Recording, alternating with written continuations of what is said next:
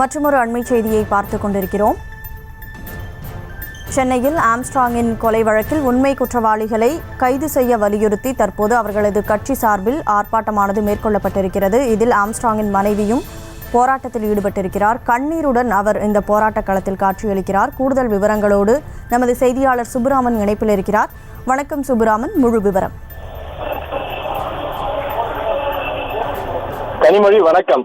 பகுஜன் சமாஜ் கட்சியின் சார்பாக நடைபெற்று வரும் கண்டன ஆர்ப்பாட்டத்தில் அக்கட்சியின் மாநில ஒருங்கிணைப்பாளராக இருக்கக்கூடிய பொற்குடி அவர்கள் கண்ணீருடன் இந்த கண்டன ஆர்ப்பாட்டத்தில் பங்கெடுத்திருக்கிறார். பகுஜன் சமாஜ் கட்சியின் மாநில தலைவர் ஆம்ஸ்ட்ராங் அவர்கள் கடந்த மாதம் 5ஆம் தேதி வெட்டி படுகொலை செய்யப்பட்டார். ஆம்ஸ்ட்ராங் கொலை வழக்கில் இதுவரை 22 பேர் கைது செய்யப்பட்டுள்ளனர். இதில் கொலை வழக்கில் சிக்கியவர்களில் திமுக, அதிமுக, பாஜக, தமாக உள்ளிட்ட பல்வேறு கட்சி பிரமுகர்களும் தொடர்பு இருப்பதால் அனைத்து கோணங்களிலும் காவல்துறையினர் விசாரணை நடத்தி வருகிறார்கள்.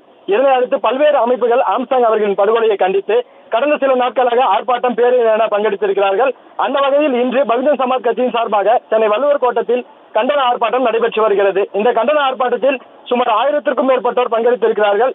ஆர்ப்பாட்டத்தில் பங்கெடுத்திருக்கக்கூடிய அவர்கள் தமிழக அரசுக்கு எதிராக பல்வேறு கண்டன கோஷங்களை எழுப்பி வருகிறார்கள்.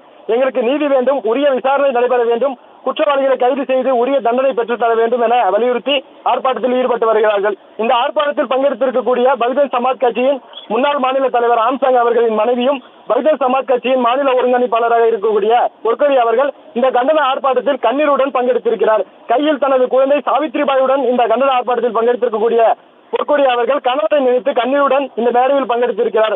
ஆர்ப்பாட்டத்தில் பங்கெடுத்திருக்கக்கூடிய நபர்கள் அனைவரும் வீர வணக்கம் என்றும் ஜெய்பீம் என்றும் ஆம்ஸ்ட்ராங் என்றும் அவர்களுக்கு தனது வீர வணக்கத்தை செலுத்திக் கொண்டிருக்கக்கூடிய நிலையில் ஆம்ஸ்ட்ராங் அவர்களின் மனைவி பொற்கொடி அவர்கள் தனது கணவர் இருந்த துக்கத்தை ஈடு செய்ய முடியாமல் வேதனை தாங்காமல் மேடையிலே மனம் வந்து அழுது கொண்டிருக்கிறார்.